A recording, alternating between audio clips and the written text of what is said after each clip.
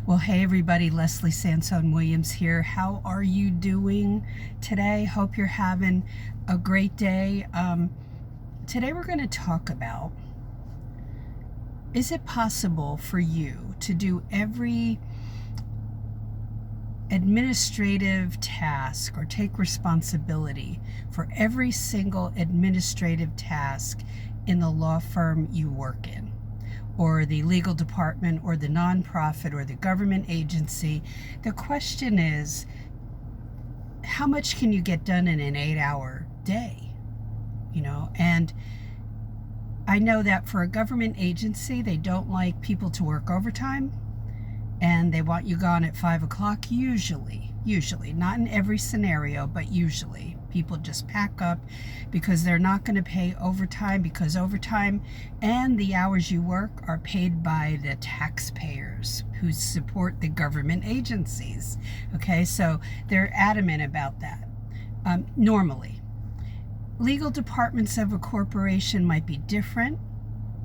And also I know private law firms, because that's where I've worked primarily. And I volunteered at a nonprofit, okay, but did not work there per se for a paycheck.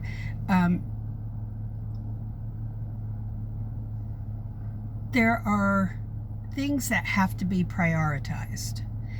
The tasks that you do every day have an order of importance. Okay, one has higher priority than the other. So while the filing may seem like low priority, you've got to make time for it every day. Otherwise, it will be a nightmare to try to catch up. And a lot of attorneys will balk at having you come in, or stay late or come in on a weekend, because they don't want to pay overtime either. But the question is, can you get it all done? Well, it depends on the realistic way that the employer you'll be working for manages the law firm or that legal workplace. How well is it managed? And is it feasible for one human to get all that work done? And what I've seen, and I'll just hit this from the law firm perspective, okay, because that's what I know the best. What I've seen is that the management skills are lacking. And so I was always expected to manage my work and manage the tasks, and to talk to the attorney if there was a problem, if I couldn't meet their expectations, which can scare you as a beginner because you feel like as if you will lose your job. But you have to know how to prioritize. So if there is a deadline for a document, you have to work on that first. But there's communication that has to go on between you and the attorney, always. Even if the attorney balks at communication, and I've worked with many that don't want that type of communication and don't want to be brought into that, but that is how you manage the work, is by communication. And so you have to literally force that issue and have a time, 10 minutes, to go over everything. So what I did was I would have a legal pad and write down all my concerns. But I knew after working in the field for really just less than 1 year, what was going to be most important to, and I would talk to the attorneys when I first started. And now, 31 years later, I will talk to the attorneys saying, what would you like me to work on today? This is what I have. What would you like me to get done first? What's most important to you? I was going to do this, but, and I defer to them, because this is their concern. This is their workload as well, their work product that they need to get out to satisfy themselves and the client number one, okay? So what if you're overwhelmed and overloaded? I'm going to assure you, the first 2 months on the job, you will feel both. But that communication about what is more important is vital. and you will pick up speed as you get more experience on the job. So you have to not sit back and get complacent. Yes, you do have to push yourself. But when I saw in one law firm that answering those phones all day long was becoming problematic, because we had one paralegal that was slacking and not answering those phones. And there were 3 of us who were handling most of it. And that we needed 4 or 5 people in that case to handle the phones. But it gets a little tricky because you're counting in your head, oh, I just answered the last one and that somebody else will have to get it. You're there to serve the client and the attorneys. So they don't want to hear the phones ringing off the hook and no one's picking up. What I suggested to the senior partner was that we bring in a college student. And I knew my senior partners had a heart for students, okay?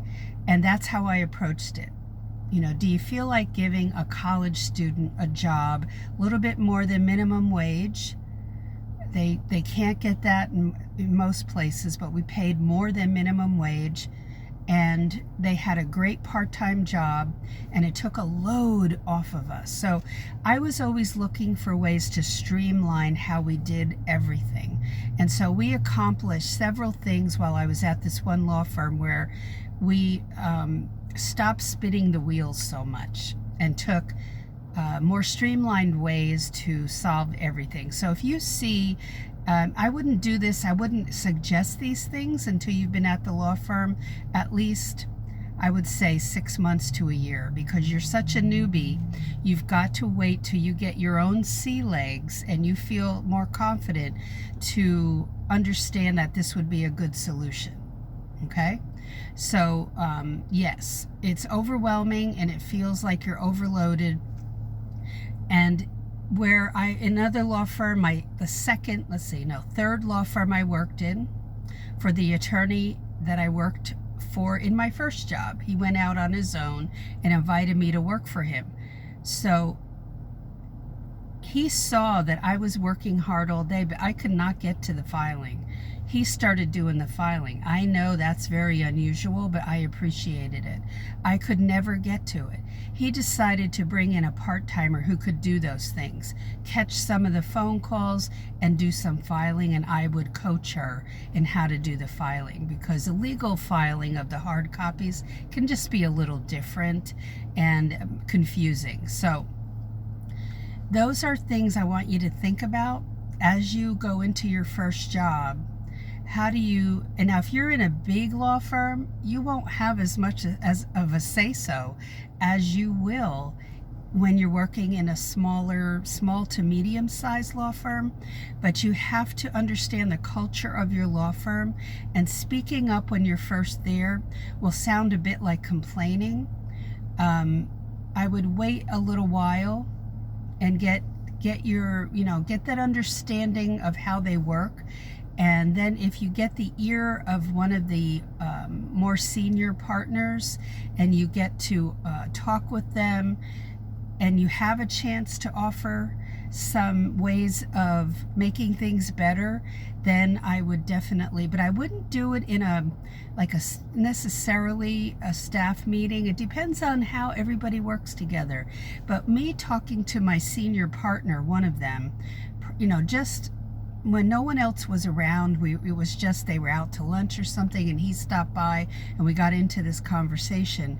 We solved at least 3 problems in that law firm, just in that conversation, and maybe a couple others. So, all right. So yes, it will feel like a lot, and we do handle a lot as paralegals.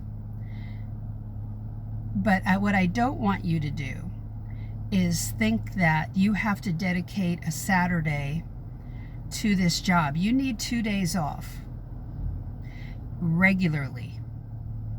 Okay, so I never interviewed for a job where they expected me to come in on alternate Saturdays or one Saturday a month. It just was not going to make me happy, and I knew it, and I would chafe under that. You have to be careful that if you're not getting enough time off, you will burn out. All right, so any questions, comments, post them. If you're on YouTube, post them in the description box, or actually in the comments section, and check the description box out while you're, after you watch this video. Lots of good free resources there, as well as resources to 2 classes that are launching on May 15th, the Paralegal Inner Circle class and the Cover Letter Secrets class. Both are imperative.